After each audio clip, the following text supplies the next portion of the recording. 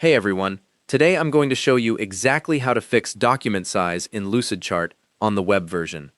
Right-click on any empty area of the white canvas. Make sure you're clicking on the blank workspace, not on a shape or line. When you do this, a context menu will pop up with several options. From that context menu, click on Document Settings. This will open up a panel with multiple tabs where you can control different document properties.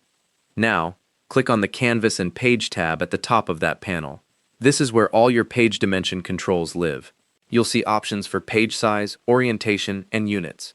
Next, find the page size dropdown and select your desired page size. You'll typically see options like letter, legal, A4, A3, tabloid, or custom if you need specific dimensions.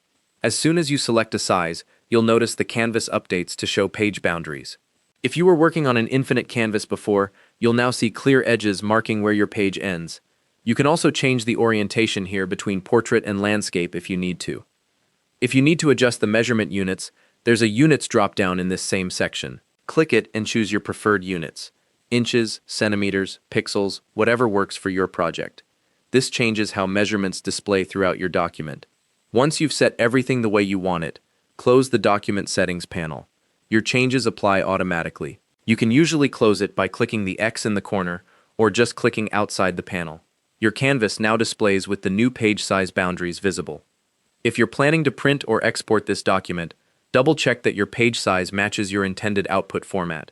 If you switched from an infinite canvas to a fixed size, any objects that were outside the new boundaries might need to be repositioned to fit on the page. You can always come back to document settings anytime if you need to adjust the size again. Thanks for watching.